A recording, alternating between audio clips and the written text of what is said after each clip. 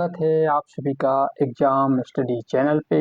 इस चैनल के माध्यम से आप देख रहे हैं निःशुल्क एनसीईआरटी सीरीज, जिसमें हम कक्षा 8 की जियोग्राफी की जो एनसीईआरटी है, जिसका आज हम देखने वाले हैं चैप्टर 3 खनिज और शक्ति संसाधन, जिसका ये पार्ट 2 है, जिसे मैं सुनील अहरवार प्रेजेंट कर रहा हूँ। इसके माध्यम से आप देख रहे हैं निःशुल्क एनसीईआरटी सीरीज, जिसमें आज देखेंगे हम चैप्टर जो 3 का पार्ट 2 में क्या क्या है, इसके बारे में हम आज यहाँ से स्टार्ट करेंगे।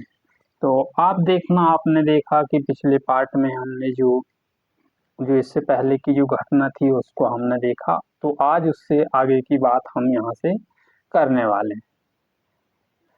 तो चलिएगा हम स्टार्ट कर रहे हैं। तो हम देखते हैं सबसे पहले कि विश्व की अग्रणी जो कोयला उत्पादक क्षेत्र है, देश है, जैसे कि जिसमें विश्व में सबसे अधिक जहाँ पर कोयला के लिए प्रसिद्ध है चीन, संयुक्त राज्य अमेरिका, जर्मनी, रूस है, अफ्रीका और फ्रांस है। जिसमें भारत में कोयला के उत्पादक क्षेत्र जैसे कि रानीगंज, पश्चिम बंगाल और झरिया, धनवान और बोकारो कहाँ पर है, झारखंड में आदि प्रसिद्ध है। अब देख लें हम इसके कि पेट्रोलियम कहाँ कहाँ पर मिलता है। पेट्रोलियम जिसकी आपको कार चलती, मतलब पेट्रोलियम से क्या चलती है, कार चलती है। तेल से साइकिल, यानी आपकी साइकिल को चरमाने से रोकता, मतलब कि जो इनको चरमराने से क्या रोकता है। दोनों इसके शुरुआती गाढ़े काले द्रव होते हैं, जिसे हम क्या कहते हैं, इसको पेट्रोलियम कहते हैं। इसका बहुत ही क्या मिलता है इसमें, बोहड़ा कि बहुत ही ज्यादा मात्रा में गाढ़ा द्रव होता है, जिसे हम क्या पेट्रोलियम कहते हैं। यह सैलों की परतों के माध्यम से पाया जाता है। सैले की परत है, परते के यानी कि जो मध्य में पाया जाता है, मतलब बीचों बीच की जगह में क्या यह पाया जाता है। और यह इसका वेदन आप यानी कि अब तटीय तथा तटीय क्षेत्रों में स्थित क्षेत्रों से यानी कि क्षेत्रों से इसका किया जाता है। इससे किया जाता है इसमें तदुपरांत इसमें परिष्करणशाला में इसमें भेज दिया, जैसे परीक्षणशाला में इसको क्या कर दिया जाता है, उसके आगे की यानी कि वो करने के लिए, इसको शुद्ध करने के लिए इसके परीक्षणशाला में भेज दिया जाता है। और यह पेट्रोलियम प्रक्रम के विभिन्न तरह के उत्पाद जैसे कि डीजल, पेट्रोलियम, मिट्टी का तेल है, मोम है और इसमें प्लास्टिक है, स्नेहक तैयार किए जाते हैं। और फिर आप देखिएगा कि पेट्रोलियम से जो उत्पाद बने होते हैं, जैसे क्या पेट्रोलियम, आप देखेंगे कि पेट्रोलियम से जो उत्पाद बनता है उसे क्या बोलते हैं, काला सोना के नाम से भी जानते हैं। किसको, पेट्रोलियम को। अब काला सोना के नाम से किसे जानते हैं, कोयला को भी काला सोना के नाम से भी जानते हैं, क्योंकि यह अत्यधिक क्या है, मूल्यवान है। पेट्रोलियम के मुख्य उत्पाद ईंधन यानी कि ईरान में इसके कहाँ पर मुख्य उत्पाद मिलेंगे आपको, ईरान है, इराक है, सऊदी अरब है और कतर। ये मुख्य उत्पाद संयुक्त राज्य अमेरिका, रूस है, वेनेजुला है, अल्जीरिया। भारत में कुछ मुख्य उत्पाद क्षेत्र जैसे कि असम के डिगबोई में और मुंबई के बॉम्बे, और फिर आपको यहाँ पर बॉम्बे हाई में और कृष्णा और गोदावरी नदी के डेल्टा प्रदेश में आपको देखने को मिलेंगे। हम फिर देखें इसके प्राकृतिक गैस की कौन कौन सी प्राकृतिक गैस है, जैसे पेट्रोलियम के निक्षेप देखने के आने के निक्षेपों के साथ में इसमें पाए जाते हैं। और फिर इसमें तब निर्युक्त होती है और अपरिष्कृत तेल के को धरातल पर लाया जाता है। इसका प्रयोग घरेलू वाणिज्यिक क्षेत्रों में भी इसका उपयोग किया जाता है। और जैसे कि रूस है, नॉर्वे है, यूके है, नीदरलैंड में प्राकृतिक गैस का प्रमुख उत्पाद होता है। और भारत के जैसलमेर आपको कहाँ पर मिलेगा, राजस्थान में। कृष्णा गोदावरी और डेल्टा यानी कृष्णा और गोदावरी का जो डेल्टा प्रदेश है, त्रिपुरा, बॉम्बे के कुछ अप तटीय क्षेत्रों में प्राकृतिक गैस की संसाधन है। विश्व में बहुत ही कम ऐसे देश हैं जिसमें कि प्राकृतिक गैस के एक पर्याप्त भंडार है, मतलब कि जहां पर मैं मतलब कि प्रयुक्त मात्रा में सबसे ज्यादा इनका भंडारण किया जाता है। क्या आप जानते हैं कि संपीड़न प्राकृतिक मतलब सीएनजी प्रचलित पर्यावरण हितैषी ऑटोमोबाइल क्षेत्र, क्योंकि यह पेट्रोलियम और डीजल के लिए प्रमुख उत्पादन जो प्रदूषण का कार्य करते हैं, मतलब कि प्रदूषण इनसे फैलता है।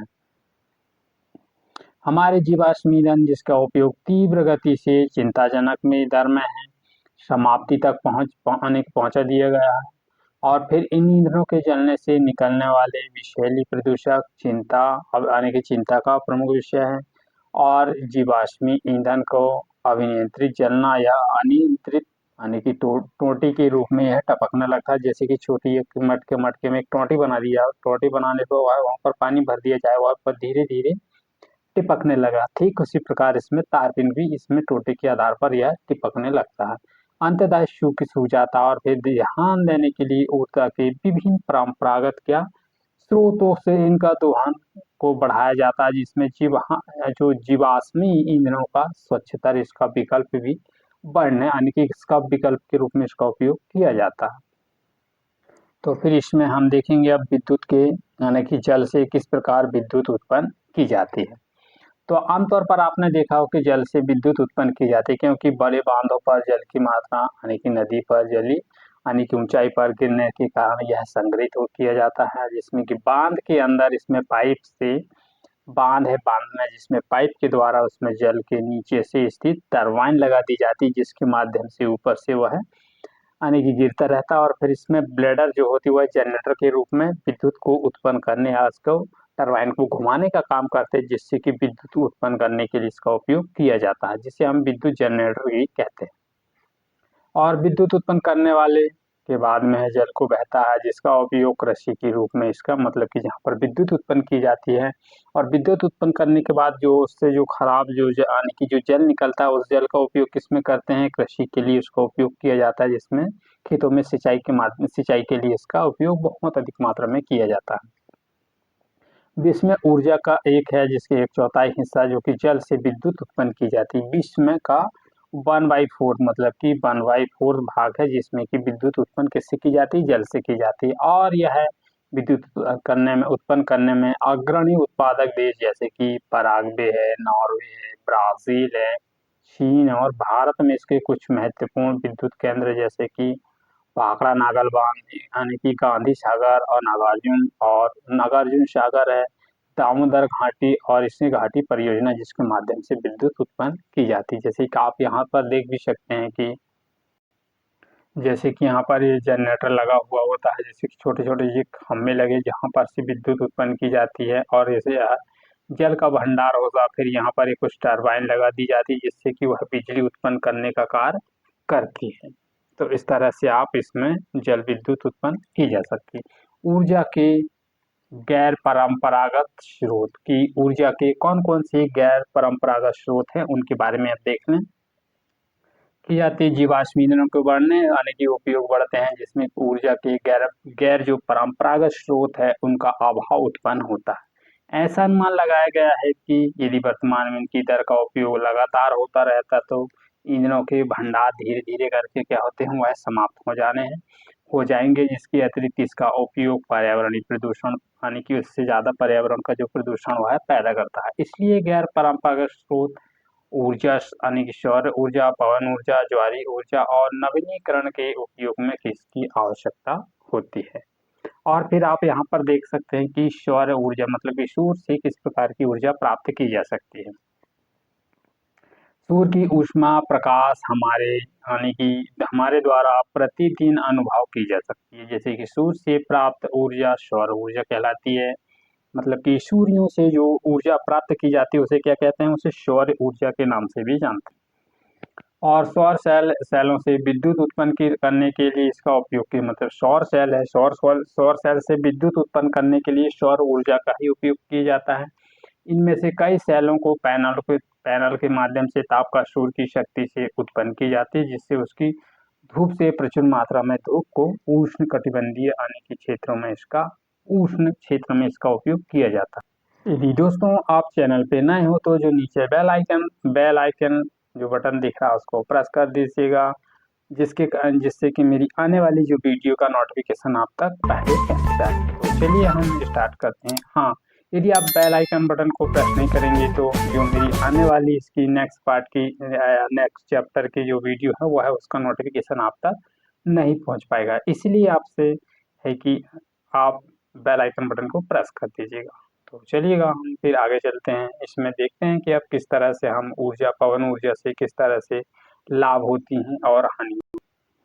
हम सबसे पहले देखें पवन ऊर्जा के लाभ और हानि। मतलब इससे प्रदूषण मुक्त होता है, यह ध्वनि मुक्त होता है और इसमें एक बार स्थापित हो जाने पर विद्युत की कम लागत हुई। मतलब इसको एक बार यदि लगा दिया जाए तो वहाँ पर विद्युत लागत करने में इसकी कोई यानी कि ज़्यादा यानी कि कम लागत होती कि बार बार उसको लगाना नहीं पड़ेगा। तो पवन चक्कियों को स्थापित करना महंगा पड़ता है और रेडियो व यानी दूरदर्शन के प्रसारण संकेतों में व्यवधान उत्पन्न करती है। कौन? पवन चक्कियाँ। सुरक्षित और साफ मतलब कि यह पक्षियों के लिए हानिकारक है। कौन सी? पवन चक्कियाँ। मतलब कि यहाँ जो पवन चक्की बड़े बड़े इसमें चक्के लगे जिसके कारण कि वह घूमते टरबाइन के माध्यम से वह हवा चलती तो जैसे कि वह घूमते हैं, ठीक उसी प्रकार यदि घूमते घूमते रहे तो यदि पक्षी आए तो हो सकता है कि पक्षी यदि उनसे टकराएंगे तो उनकी मृत्यु हो जाएगी। इस तरह से वह पक्षियों के लिए जो पवन चक्कियाँ वह हानिकारक सिद्ध होती है।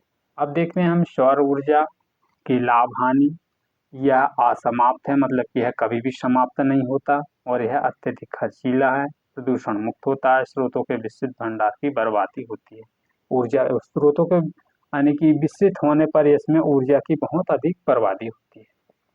अब ज्वारीय ऊर्जा की ज्वारी से किस प्रकार की ऊर्जा प्राप्त की जाती है, इसमें के लाभ देख लें फिर इसकी हानि। प्रदूषण मुक्त होता है, यह वन्य जीव के आवास को नष्ट करता है। इससे क्या हानि होती है? वन्य जीव के आवास को नष्ट करती है। असमय होती है, इसमें दोहन बहुत ही अधिक कठिन होता है ज्वारीय ऊर्जा का। अब ऊर्जा के गैर परंपरागत कौन कौन से स्रोत हैं उनको देख लें हम। परमाणु ऊर्जा क्या है उसके लाभ देख लें, उसकी हानि। बड़ी मात्रा में ऊर्जा उत्पादन की जाती है। हानि रेडियो एक्टिव व्यर्थ उत्पन्न होते हैं, खर्चीला होता है। और फिर इसमें बायोगैस की क्या लाभ हानि है इसके बारे में देख लें। तो कम लागत होती है हरित गृह प्रभाव का कारण यानी के कारण, और इसका उपयोग आसान है। जैव व्यर्थ का उपयोग बायोगैस में इसका उपयोग किया जाता है। अब देखें हम इसके भूतापी ऊर्जा क्या है, इसके क्या क्या लाभ और हानि है। हम पहले लाभ देख लें। स्वच्छ पर्यावरण हितैषी व हर समय उपलब्ध रहता है। किसमें? भूतापीय ऊर्जा से लाभ के बारे में। अब हानि देख लें। शहर में बहुत ही दूर अवस्थित होने के कारण विद्युत परिवहन इसमें बहुत अधिक खर्चीला हो जाता है। ऊर्जा के गैर परंपरागत स्रोत के अंतर्गत इसको रखा गया। अब देखेंगे हम इससे कि कटिबंधीय क्षेत्र देशों के लिए सौर ऊर्जा का उपयोग प्रौद्योगिकियों में बहुत ही क्या है लाभदायक है।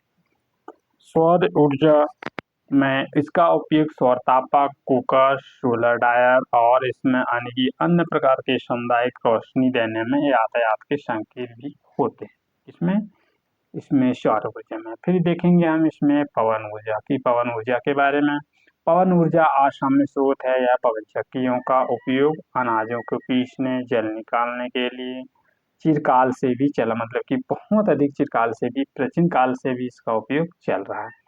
वर्तमान में पवन चक्कियाँ तीव्र गति से और फिर इसमें चलती हवाएं जो पवन चक्कियों को घुमाती हैं, विद्युत उत्पन्न करती हैं और इसके अनेक जनरेटर से जुड़ी होती है जिसके माध्यम से आप इसमें समूह के द्वारा पवन फॉर्म, तटीय क्षेत्र और फिर इसमें पानी के पर्वत की घाटियां इसमें प्रभुत्व लगातार इसमें इसकी हवाएं चलती रहती है। जैसे कि आप देखते हैं सौर ऊर्जा से प्राप्त करने के लिए जो सौर पैनल को किस तरह से लगाया जाता है, तो इस तरह से आप यहाँ पर भी देख सकते हैं। फिर आगे देखते हैं। तो अब देखेंगे इसमें कि यहाँ पर आगे देखते हैं कि यहाँ पर चलती हैं और फिर स्थित जैसे कि पवन फार्म नीदरलैंड है, जर्मनी है, डेनमार्क है, यूके है, यूएसए है, स्पेन आदि में इस प्रकार के पवन चक्कियों से उत्पाद किए जाते हैं। फिर इसमें परमाणु ऊर्जा क्या है, किस प्रकार किसका निर्माण किया जाता है। परमाणु ऊर्जा प्राकृतिक तौर पर प्राप्त जो रेडियो सक्रिय पदार्थ है जैसे कि यूरेनियम, थ्यूरियम, परमाणु इसके केंद्रक है यानी केंद्रक के रूप में संग्रहित ऊर्जा से प्राप्त की जाती है, जैसे कि आप नाभिकीय रिएक्टरों का इसमें उपयोग विखंडन करने से गुजरता है और ऊर्जा से प्राप्त की जाती है। और फिर इसमें देखेंगे परमाणु ऊर्जा, और सबसे बहुत ही अधिक मात्रा में ये अमेरिका में और यूरोप में इसका, जैसे कि भारत में राजस्थान है, झारखंड है, यूरेनियम के विशाल भंडार है। कहाँ पर? भारत में। कहाँ कहाँ? राजस्थान और झारखंड में।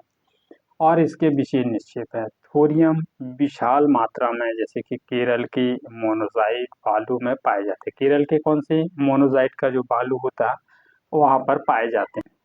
और फिर भारत में परमाणु केंद्र, जैसे तमिलनाडु क्षेत्र में कलपक्कम, महाराष्ट्र की तारापुर है, राजस्थान के कोटा के निकट राणा प्रताप सागर है, उत्तर प्रदेश है नरोरा, और कर्नाटक आदि। कर्नाटक के कौन से क्षेत्र में? कैगा क्षेत्र में। इस प्रकार के ये यानी कि यहाँ पर ये क्षेत्र में पाए जाते हैं। और फिर देखेंगे हम इसमें भूतापी ऊर्जा की। भूतापी ऊर्जा क्या है और इसके क्या उपयोग है? तो हम सबसे पहले देखें इसके भूतापी ऊर्जा क्या है।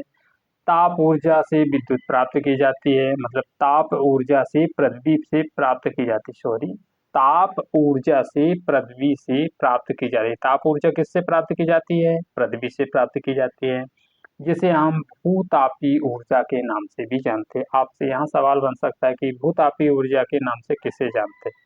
तो किसको जानते हैं? पृथ्वी को ही भूतापी ऊर्जा के नाम से जानते हैं, क्योंकि पृथ्वी से ही इस प्रकार की ऊर्जा उत्पन्न होती है। पृथ्वी के अंदर यानी कि गहराई बढ़ाने के साथ साथ, यानी कि जैसे जैसे आप नीचे चलते जाएंगे गहराई भी बढ़ने के साथ साथ तापमान में लगातार क्या होती जाती है? वृद्धि हो जाती है। कभी कभी तापमान भू स्तर के गर्म या जल के झरनों के रूप में भी प्रकट की जाती है, मतलब हो सकती है। और यह ताप ऊर्जा शक्ति उत्पादन करने में इसका प्रयुक्त उपयोग किया जाता है। बाह्य वर्षों में यह गर्म जल के स्रोतों के रूप में भी इसे आप देख सकते हैं।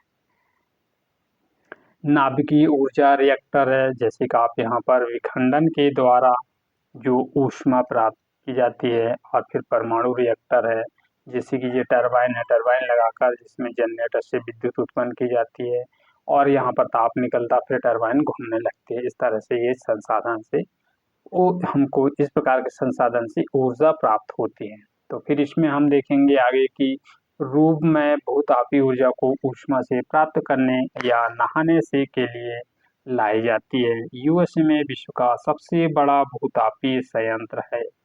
कहाँ पर? संयुक्त राज्य अमेरिका में सबसे बड़ा भूतापी ऊर्जा संयंत्र है। बाद में नीदर यानी कि न्यूजीलैंड है, फिर आइसलैंड है, फिनलैंड है, फीसलैंड है और मध्य अमेरिका। भारत में भूतापी ऊर्जा संयंत्र कहाँ पर? हिमालय, जो हिमालय वाले क्षेत्र से लगा उस राज्य का नाम हिमाचल प्रदेश के मणिकरण में है, और लद्दाख के पुआ घाटी में स्थित है। लद्दाख के कौन सी घाटी में? पुआ घाटी में स्थित। और हिमालयी क्षेत्रों से लगा राज्य कौन सा? हिमाचल प्रदेश में। कौन सा? मणिकरण में। इस तरह से के यानी कि जो विद्युत संयंत्र के क्षेत्र लगे हैं। मणिकरण जैसे भूतापी ऊर्जा, और भूतापी ऊर्जा की सहायता से भोजन को पकाना होता है। आप यहाँ पर देख सकते हैं कि यानी प्राकृतिक दरारें किस तरह से पृथ्वी पर ये दरारें उत्पन्न होती हैं। फिर इसमें भाप निकलता, फिर कुआं है, कुआं से फिर जल है, जल में से क्या लगाते हैं? जो टरबाइन है, जनरेटर लगाकर इससे विद्युत उत्पन्न की जाती है। किससे? भूतापी ऊर्जा से। किससे? कुआं से। और फिर यहाँ पर आप देखिए भूतापी ऊर्जा के बारे में हमने देखा। अब देखेंगे हम ज्वारीय ऊर्जा की। ज्वारीय ऊर्जा क्या है और इसके बारे में हम अब देखेंगे। तो ज्वार से उत्पन्न ऊर्जा को ज्वारीय उत्पन्न ऊर्जा कहते हैं। मतलब कि ज्वारीय ऊर्जा क्या है? आप यहाँ पर सिंपल तौर पर कह सकते हैं कि ज्वार से जो उत्पन्न ऊर्जा है उसे ही हम क्या कहते हैं? ज्वारीय ऊर्जा के नाम से भी जानते हैं। और इसमें ऊर्जा का विदोहन समुद्री सक्रिय मुहाने से बांध का निर्माण भी किया जाता है, जिससे कि उच्च स्तर की ऊर्जा प्राप्त की जा सके, जिसका उपयोग विद्युत उत्पन्न करने में हम कर सकते हैं। विश्व का सबसे पहला ज्वारीय स्टेशन फ्रांस में बनाया गया। यहाँ पर कॉम्पिटिटिव एग्जाम में आपसे ये सवाल बन सकता है कि विश्व का सबसे पहला ज्वारीय स्टेशन कहाँ पर बनाया गया है? तो आपको इसका आंसर पता होना चाहिए कि विश्व का सबसे पहला ज्वारी ऊर्जा स्टेशन कहाँ पर है? फ्रांस में बनाया गया है। कहाँ पर बनाया गया है? फ्रांस में। जैसे कि आप उच्च ज्वार देख सकते हैं और फिर निम्न ज्वार जो कि जनरेटर है, टरबाइन लगी, यहाँ पर भी जनरेटर है, टरबाइन है। निम्न ज्वार भाटा, फिर इसमें क्या निम्न या फिर उच्च ज्वार, जिससे कि अत्यधिक मात्रा में विद्युत उत्पन्न की जा सके। तो फिर इसमें हम देखेंगे आगे हम जो समय ज्वारी ऊर्जा बांध का उपयोग स्थापित ज्योति टरबाइन को घुमाने के लिए किया जाता है। और जैसे रूस है, फ्रांस है, भारत में कड़ी यानी कि जो कच्छ की खाड़ी, भारत में कहाँ पर है? कच्छ की खाड़ी में विशाल ज्वारी क्षेत्र इसमें निर्मित है। बायोगैस, अब बायोगैस से किस तरह से हम ऊर्जा प्राप्त कर सकते हैं? अब बायोगैस से ऊर्जा, तो जैविक अवशिष्ट जैसे कि मृत जीव जंतु, पौधे अवशेष, पशुओं के गोबर अवशिष्ट की गैसीय ऊर्जा को बदला जा सकता है। इससे कि बायोगैस कहते हैं। इस प्रकार के जैसे कि जैविक अवशिष्ट, मृत जीव जंतु और पौधे और पशुओं के गोबर से इस प्रकार के गैसीय आवरण में बदलना ही क्या कहलाता है? जो कहलाता है बायोगैस संयंत्र कहलाता है या बायोगैस कहते हैं। जिसमें का आपको विशिष्ट प्रकार के अवशिष्ट बैक्टीरिया हैं बायोगैस संयंत्र अपघटित होते हैं और अनिवार्य रूप से मीथेन, कार्बन डाइऑक्साइड का मिश्रण बायोगैस में खाना पकाने में इसका उपयोग या विद्युत उत्पन्न करने वाले सर्वोच्च ईंधन में इसका बड़ी मात्रा में इसका खाद्य उत्पादन भी किया जाता है या उत्पादन होता है। आप यहाँ पर देख सकते हैं। फिर इसमें हम देखें ऊर्जा सर्वव्यापी है, जो कभी भी अनेक निरंतर चलते रहती है, ये कभी भी नष्ट नहीं होती है। लेकिन इस ऊर्जा का विदुहन बहुत ही कठिन है, खर्चीला, मतलब ये ऊर्जा तो विश्वव्यापी है, सर्वव्यापी भी है और इसको अध्ययन क्या करते हैं, इसका ऊर्जा का विदुहन करने से यह ऊर्जा अधिक मात्रा में क्या होती है? खर्चीली होती है, जिससे हमें प्रत्येक व्यक्ति की ऊर्जा नष्ट ना करके हमें उसको भिन्नता लाना चाहिए कि ज़्यादा मात्रा में हम ऊर्जा ना नष्ट करके उसमें सिर्फ नॉर्मल या नियमित समय तक ही निर्मित रहना चाहिए कि इसको ज़्यादा खर्च ना करें। ऊर्जा बचत के ऊर्जा उत्पादन है जो अभी तक इसमें आविष्कार एवं ऊर्जा के भविष्य के लिए है एक सुनहरा बनाया जा सके किससे कि ऊर्जा को नष्ट होने से हमें बचाना चाहिए। आइए तो हम देख लें इसमें कुछ सवाल। तो फर्स्ट क्वेश्चन है इसमें, प्रतिदिन आपके उपयोग में आने वाली 3 खनिज कौन कौन से, इसके बारे में आप बताइए। अयस्क क्या है? धातु, धात्विक खनिजों के अयस्क समानतः कहाँ पाए जाते हैं, इसके बारे में आप बताइए। इन सभी क्वेश्चन को आप ध्यान से देखिएगा और एक एक करके हमने जो अभी इसकी पूरी थ्योरी देखी है उस थ्योरी के माध्यम से आप इन सभी क्वेश्चन का आंसर दे सकते हैं। और फिर सही विकल्प का उत्तर चिन्ह कीजिए। और फिर इसमें वे प्राकृतिक यानी कि प्राकृतिक प्रक्रिया द्वारा निर्मित होते हैं खनिजों, यानी कि कौन सी खनिजों की विशेषता नहीं है, उनका एक निश्चित या रासायनिक संगठन होता है। और फिर इसमें और क्या है, इसमें वे असाम्य होते हैं, उनका वितरण भी असमान होता है। जैसे आप इसको देखकर कौन सा सही इसका टिक मार्क कर सकते हैं। निम्नलिखित में विश्व में तांबे का अग्रणी देश अनेक उत्पादक कौन है? बोलीविया है, घाना है, चिली है, जिम्बाब्वे, कौन हो सकता है? इसके बारे में आप देख सकते हैं। और निम्नलिखित में से कौन सी प्रक्रिया जिसमें आपके रसोई घर में द्रविड़ यानी कि पेट्रोलियम गैस एलपीजी का उपयोग संरक्षित नहीं करती है? यानी पकाने से पहले दाल को कुछ समय के लिए भिगोना चाहिए, प्रेशर कुकर में खाना पकाना चाहिए और पकाने के लिए गैस जलाने से पूर्व ही सब्जी को काट लेना चाहिए, सही है। और खुली कढ़ाई में कम ज्वाला से भोजन पकाना चाहिए, बिल्कुल सही है। प्रेशर कुकर में खाना पकाना चाहिए और फिर इसमें क्या है, पकाने से पहले दाल को कुछ समय के लिए भिगोना चाहिए, तो गलत है। और फिर इसमें ये तो नहीं हो सकता, यही होना चाहिए। कारण बताइए कि बड़े यानी कि जो बड़े बांध है निर्माण के पूर्व पर्यावरणीय पहलू को ध्यानपूर्वक देखें, मतलब जो बड़ा बांध है उसका किस तरह से हमको निर्माण करना चाहिए और इसका निर्माण करने से क्या क्या संसाधन हमसे इससे प्राप्त होते हैं, इसके बारे में आप बता सकते हैं। अधिकांश उद्योगों कोयला खानों के पास केंद्रित है, क्योंकि उन्हें कोयला ले जाने में ज़्यादा दूर जाना ना पड़े और इसलिए उसे पास के पास से वहीं से सप्लाई हो जाती है, जिसके कारण कि उन्हें खर्च बहुत कम आता है। पेट्रोलियम को काला सोना क्यों कहते हैं? किसे कहते हैं? इसे कोयला को कहते हैं। आखनन आने की पर्यावरणीय चिंता का विषय है। इसको क्या हो सकता है? आप इसको देख सकते हैं। फिर निम्नलिखित में से अंतर स्पष्ट कीजिए। परंपरागत और गैर परंपरागत ऊर्जा के बारे में बता सकते हैं आप। बायोगैस और प्राकृतिक गैस जिसमें कि हमने अभी देखा था। लोहा और अलोहा के खनिज कौन कौन से हैं, उनके बारे में बताइए। धात्विक और अधात्विक खनिज कौन कौन से हैं, इसके बारे में आप यहाँ से देख कर भी आप इन सभी प्रश्नों का उत्तर देने की कोशिश कर सकते हैं। और इस प्रकार आप यहाँ पर भी देख भी सकते हैं कि जो कौन कौन से इसके उपकरण हैं, इसके बारे में आप यहाँ से पूरा डिटेल से देख सकते हैं। तो इस तरह से हमने इनको देखा। दोस्तों सेशन कैसा लगा? यदि सेशन पसंद आए तो इसे लाइक कीजिएगा, शेयर कीजिएगा, और यदि आप चैनल पे नए हो तो चैनल में सब्सक्राइब करने के साथ साथ बेल आइकन बटन को प्रेस कर दीजिएगा, जिससे कि मेरी आने वाली वीडियो की नोटिफिकेशन आप तक पहुंच सके। तो मिलते हैं फिर हम चैप्टर 4 के पार्ट फर्स्ट के साथ। Thank you for all of you. जय हिंद।